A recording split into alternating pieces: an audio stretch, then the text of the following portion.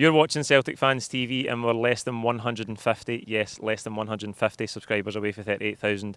There'll definitely be more than 150 you watching who aren't subscribed, so if you aren't, please click the red subscribe button below. Enjoy the video.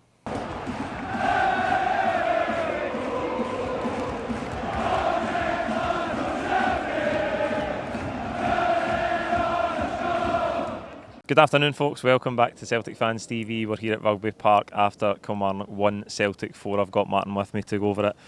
Martin, what a first half performance. Absolutely blew Kilmarnock away. What do you make of that? That early goal, and I think 6 minutes, and the second one, 11 minutes, something like that. And then it just looked like, we're already thinking Dundee United again, thinking could it be 9 goals? Just brilliant first half, almost perfect. Goals coming from all over the pitch, play coming from all over the pitch. I particularly like the fact that Iwata was sitting in the 6, McGregor went forward. I know there's been a lot of opinions on that, but I don't agree with those that say McGregor can't play in the further forward position and the adverse impact has on the team. I don't subscribe to that at all. I think he can play an 8, he can play a 10. It gave O'Reilly a bit of free roll to move forward as well, and of course he got a couple of goals and he hasn't been giving us goals, so we've seen an immediate benefit in that change to the team. But probably should start with pre-match when we're thinking no CCV, no Jota, and then of course players. we're missing. Some would say Hatate's our best player. Interesting. I mean, who would your top 5 be? But I think Jota, CCV, and Hatate would probably feature in your top 5 players. Maybe throw in McGregor and Kyogo. McGregor and Kyogo, so 3 of your top 5 players missing. There's not a lot of teams in Europe would do what we did in that first half with 3 of their top 5 players missing. So we didn't miss them as it so happens. Well, we're absolutely great. The amount of space we created for those first 2 or 3 goals as well was just incredible. And then of course the finishes were clinical as well. Just a joy to watch, and you're thinking this could be a cricket score here. Aye, that's what you're thinking first half. The movement and attacking play is just, Kilmarnock could not live with it. You talk about Iwata starting there. I'm so impressed with him. I think his understanding of space and the way he receives the ball, he's just such a clever player. You can see what his qualities are. He's so suited to that 6th position. And one thing I want to point out in the first half today, 3-0, we get ourselves in a wee bit of a muddle playing it for the back, and Kobayashi's got it, and he's got an option to go inside to Iwata on the edge of the box, but he's got a man on his shoulder, and he ends up giving it to Taylor, and I don't know if Kilmarnock block it out for a goal kick. But after it, Iwata's telling Kobayashi, just give me it. It doesn't matter that he's on me, just give it to me. He wants to take the ball under any pressure because he trusts himself to take care of it, and I think he's brilliant today. And that you can see that confidence throughout the whole team. I thought in Kobayashi and Iwata in particular, they want the ball in any position. They don't hide. I used to love that in Nakamura when he was here. He was always your out. He always wanted the ball. Just give me the ball, And firstly, their first touch is just incredible, and then their vision and their delivery is spectacular. So that these lads have got it all. McGregor was obviously just a little bit overconfident with the goal. That was the one time in the game you're just like clear your lines. But no, I noticed that in particular in the first half. There's so many players want the ball. And actually, there's a lot of them that appeared to play with a bit of free roll as well. Wee boy was telling me at times in the game, he said, "Oh look."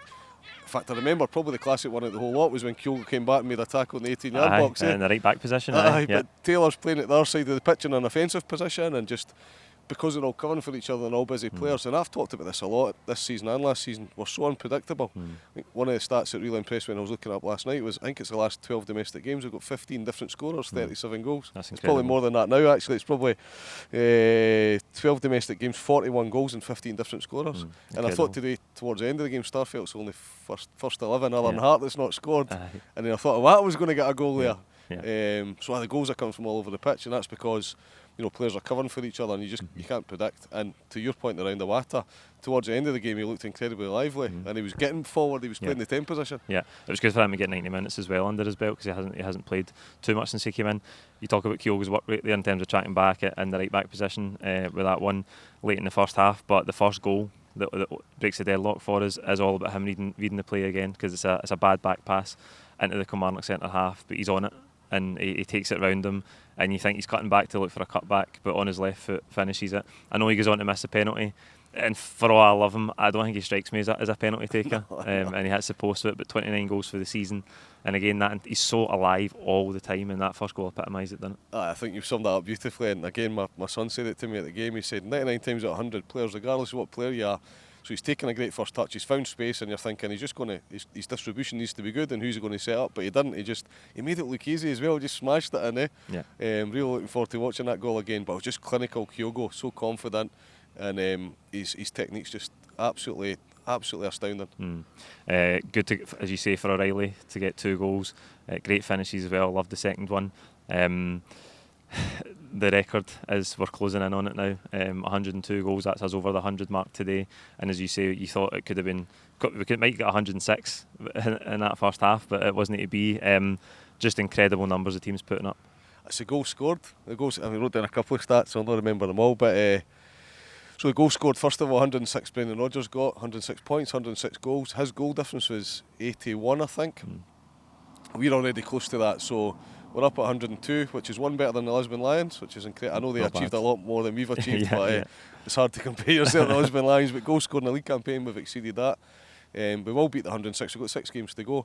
The all-time record in the league for 38 games is 116 in 1915. So a record that stood 107 And years. we're a chance of beating that. We're going to beat that. We've got to get 16 goals in the last 6 games. And I think we'll beat that comfortably. I mean, the goals that we're scoring is just... I mean, in the last 12 league games that we've played, excluding the games against Rangers, which have all been quite close and you haven't scored an awful lot, but in the last 12 league games we've scored 57 goals and conceded 7. We're plus 50. The goals are just flying in. Aye, not bad, not bad. Good to see Vata and Ben Summers get game time off the bench, because it's really difficult for young players to try and break into that team, especially in the wide areas. I mean, they're both wingers. They've both come on in wide positions, but I know Jota's out today and Abada's injured. But it's such a high standard to get into that Celtic team, but it's good to see youngsters get some time. Aye, I thought Ivanovic struggled a little bit in that second half. He didn't manage to get the break of the ball much, and although the referee did favour Kilmarnock with a lot of the 50-50 decisions, particularly in the second half, kind of killed the game, didn't it? And Celtic have dominated, even subconsciously. 50-50s are going to the team that's getting hammered in the home team. But I thought he struggled a little bit. Summers came on with about 5 minutes to go, maybe not even that, and desperate for him to get a wee touch of the ball. And then once he got his first touch of the ball, he settled into the game. He played a beautiful floated high pass with a good bit of backspin on it at the end. And then he got himself into it. Looked like he was maybe going to get a wee chance to shoot as well at the end and maybe get his goal.